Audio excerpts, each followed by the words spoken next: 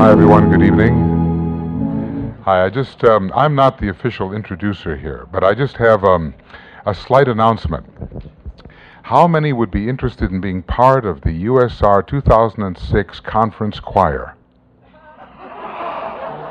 Huh? Okay, I have a song that I would like about 15 people. Just raise your hand, and I'd like to see you right after Keith's concert tonight. So who do I have? Where's Barbara? Is she here? Okay. Now, it's a very easy song to sing, and I would just love to see more of you, huh? Okay, can I count on all those who raise their hand to be a nucleus? I mean, you're all going to sing it anyway, so you might as well learn it. See, and if you meet me afterwards, you'll be ahead of all your fellow men here. You'll know what's going on. Okay. Anyway, I hope to see you in the choir right after Keith's concert. I'll meet you under the screen. Okay. All right. Well, this being a day of, how would I say, subtle changes in schedules we had earlier this morning, we have another one this evening. Neal Rogin will join us a little bit later on, but we had a chance to meet somebody rather extraordinary recently. And it was one of those conversations which, thinking about Aquarius and Uranus and Aquarius, the opportunity for something surprising, unexpected, this person said to us, I've come from a long ways away, and I've traveled a long distance to be here.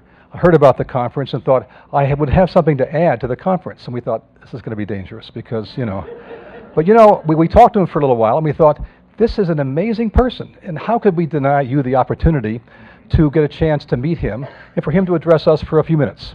So I would like to have the Colonel come join us up front. Give him a hand, please.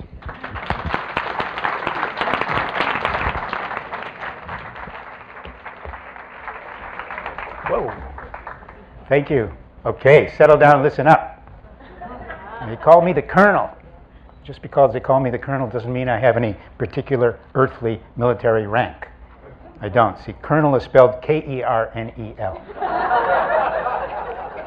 That's because there is a little truth in what I have to say. And also because, like you, I know that something big is about to pop. So, now the information I have for you tonight is highly classified. It's top secret, actually. And you need a special kind of clearance in order to hear it. And when I say clearance, I mean this should be just a little bit over your head. So I'm going to make a series of 3 statements.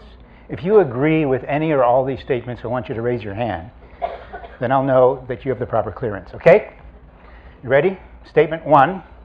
Thus far, it appears that what is considered to be human history is actually a tribute to what human beings can survive in spite of and still learn nothing from. Good. Okay. Statement 2. After 10,000 years of wars, murders, genocides, and other assorted atrocities, do you find it strange that human beings still insist on referring to themselves collectively as mankind? Good. Okay. Statement 3.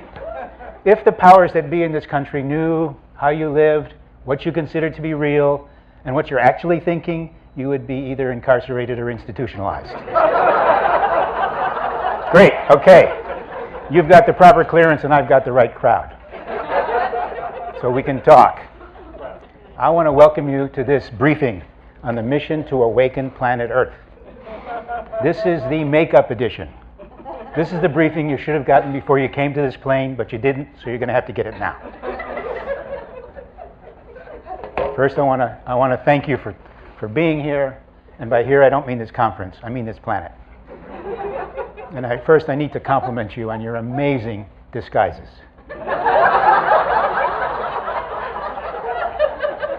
Each one is unique and original. The attention to detail is fantastic. No one would ever know just by looking at you that even though you might have been born here, that you're not really from here. So congratulations on achieving the first phase of the mission to planet Earth, which is passing for human. Now we move on to the second phase, which is to remember that you're not. Now, I know that some of you are still rather attached to your earthly disguise, your personality. It's understandable. You put a lot of work into it. You gave it a lot of attention. It's probably working for you. People are buying it. But I want you to know that when you begin to consider who you are behind your personality, and you'll understand why we consider it kind of your prisonality. See what I mean? And your identification with it will begin to fall away, and you'll start to remember. And what you remember is this: you came here voluntarily. See, you didn't fall from grace; you jumped.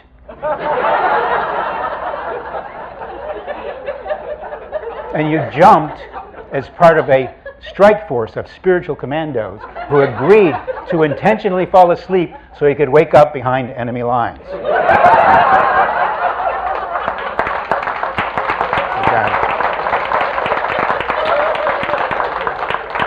But as you and I both know, there's really no enemy. There's just our slumbering brothers and sisters out there. Sleepwalking angels who happen to be dreaming they're awake. Celestial star children, just like you and me, except they're lost in a rather dreadful dream. But make no mistake, they're very attached to that dream. And if you disturb it, these celestial angelic star children will kill you. Now,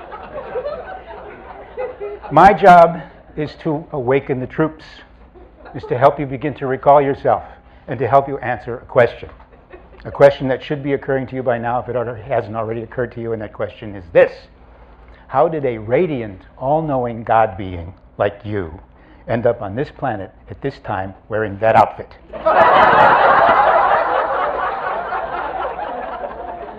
I think it's a good question. How did a being of your obviously immense consciousness, how are you able to reduce that consciousness down to where your major concerns are things like gingivitis and George Bush? I'll tell you how. You want to know? Okay, all right. Follow along. It gets a little complicated. See, back in the old days, and by the old days, I do not mean the 60s. I mean the old days, back when you knew everything, were a part of everything, knew yourself as everything. And you were floating through the celestial firmament in a state of pure, absolute bliss. And suddenly you smelled a funny odor. Well, it's coming from over here, this spiral galaxy. You said, well, that's the Milky Way. And you wondered, had it gone sour? But no, you got a little closer and you saw this exquisite little blue planet. And you went, oh, wow. Talk about a place that's ripe for transformation. You knew what that meant. You knew that they were about to go through a profound shift in consciousness. And you wanted to be there to help. You wanted to be there to help when the shift hit the fan. So this is what you did. Remember, what you are is pure ability. Absolute ability. Now, here's what you did. And you know and knew everything. Then, first, you pretended to forget. Then you pretended to forget you forgot. And then you forgot you pretended. You remember. Sure you do. And if you don't, it's okay. You've just contracted a rather severe case of the disease you came to cure. It's called amnesia squared, and it will pass. Now, it says here in the mission manual, right here, that the jump from grace may cause a slight feeling of disorientation. This is temporary and should clear up in 40, 50 years tops. You see, metaphorically, jumping into this reality is a lot like waking up as you fall from a great height, clutching a hang glider kit.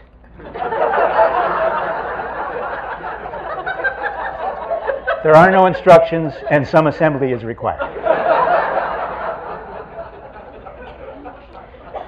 Here, maybe this will help. I'll remind you about our home planet, where we all do come from. Now, our home planet is a lot like this in many ways, and in many ways it's very, very different. One of the ways it's different, for example, our planet, works. Here they have policemen everywhere. Everywhere you go, there's policemen. Our planet, we don't have that. We do have policemen.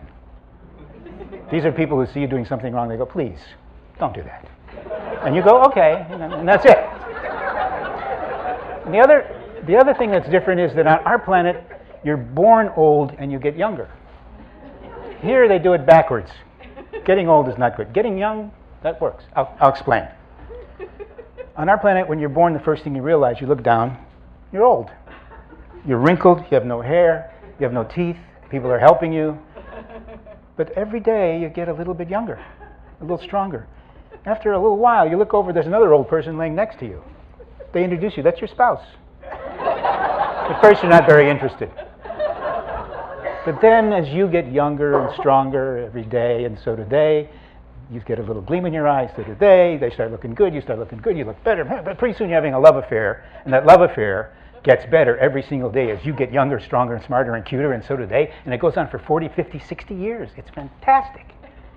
But then comes that rather sad day when you become so young that you separate and go live with your parents.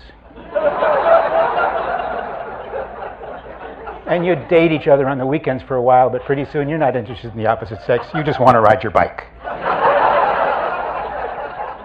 And then you start this wonderful childhood as you get younger and smarter every day, and your parents take care of you. And imagine a planet where the teenagers actually do know everything. Then eventually, you become so small that you can't talk, but by this time you've said everything there is to say anyway, so that's okay. And you can't walk, so they put you in a crib, and then they dote over you as you get smaller and smaller and wiser. And pretty soon you're so small, it's that magical time when it's time for your mother to take birth. Take birth. Okay. Doctor comes over, a little pushing and shoving, you find yourself here in the womb. And there you sit in perfect bliss as you get simpler and simpler and simpler until one night you disappear in a flash of light while your parents are making love. Isn't that lovely? That's our planet. But we're not on our planet, unfortunately. We're on this one, and we have some work to do. So, I wanted to give you some important background information so we can complete the mission and get everybody home safely. And notice, you bodhisattvas, I said everybody. So, first, let's talk about the beings we came here to help. These are the beings that consider themselves to be earthbound humans. We know that's not who they are, but that's who they think they are, so that's what we're up against.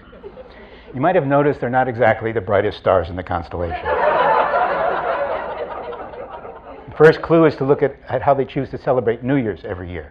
Every year, hundreds of thousands of people gather in Times Square, billions of people watch on television, and the first thing they use to symbolize the beginning of a new year for humanity, they drop the ball.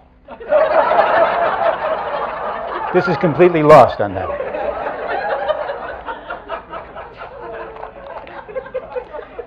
They seem to live at the viewpoint that things are either really horrible or not very horrible. It's the highest it goes. Things are good, they say it's not bad, can't complain, can't kick, could be worse.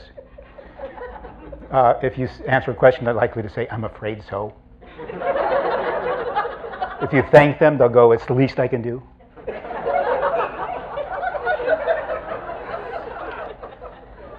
Also, you notice that to them, this is never it. They're always on their way somewhere else, somewhere that's better. They call it the pursuit of happiness. This is why we call them the human race.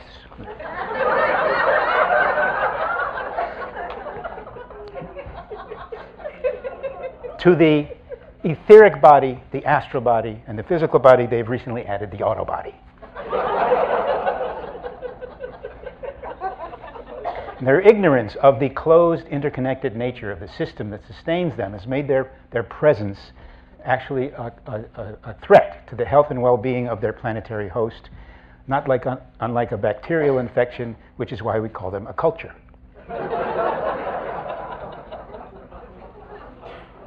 For a while there during the 60s, we thought they had figured out the manifestation cycle of be, do, have, but they got it backwards, turned it into have a do be, and that was the end of that.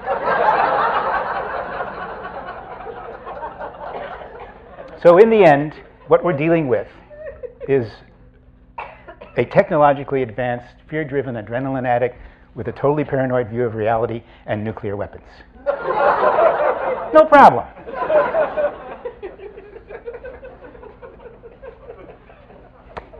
Given their present trajectory, it would appear that if there was not some divine intervention, which is where we come in, it would appear that the sole purpose of humanity was to have developed the technology to be able to record the end of the world on DVD. Obviously for playback in a later time zone. Ladies and gentlemen, I'm going to be just honest with you. We're dealing with a very young consciousness here. And its diaper is full. And that's what we mean when we say it's time to change the world. So now, before you get overwhelmed with the immensity of the task that you've taken on, I want to assure you, you are not alone. As you know, there are beings at every level and dimension who are actively supporting this mission. Not even to mention the tens of millions, now hundreds of millions of other mission members who are currently on planet and starting to wake up. So, you're going to start seeing some air support from us. I mean, you know those alien abductions they talk about? They're not abductions, they're adoptions. You're going to start seeing more of those. It's part of our expanded catch and release program.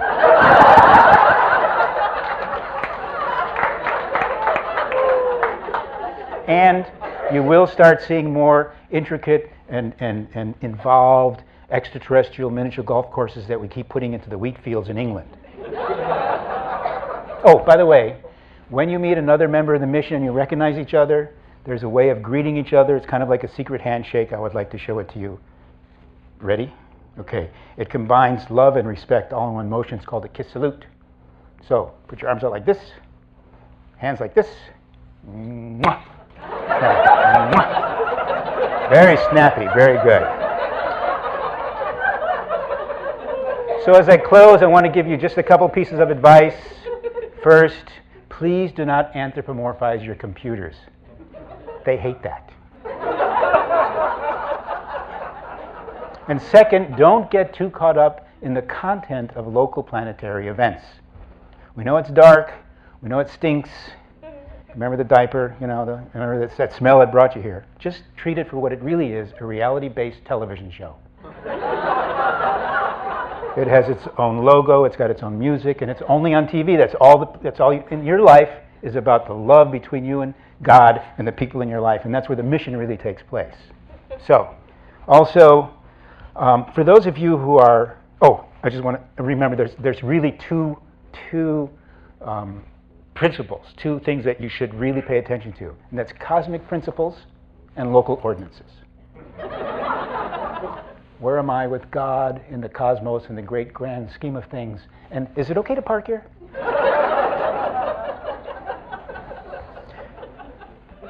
And there's, for those of you who are in the middle of this personal movie you call your life, I don't want to ruin it for you, but you know the hero dies in the end? So if you're waiting to do something great someday, to give your gift someday, just realize this is someday morning. So don't wait, give us your gifts. And not that I have anything against procrastination. I think putting things off can be a great success strategy. I've used it to great effect myself. I even wrote a book about it. Maybe you read it. It's called The Power of Not Now. But if you're thinking of procrastinating, I suggest put it off. And just know that if you follow the spiritual path long enough, it leads to your house. And the light at the end of the tunnel is a mirror. So be kind to yourself and to each other. Remember, you are a time being for the time being. You trace your lineage all the way back to the Big Bang, which may be why we call this generation the baby boom. So don't be fooled. Stay skeptimistic. That means if you see a bumper sticker that says question authority, I want you to say, well, says who? And for sure, do not believe everything you think. And lastly, relax. Ultimately, don't worry, because you are not the person you're pretending not to be. I know who you really are, and it's awesome. Thank you. This is the Colonel, signing off.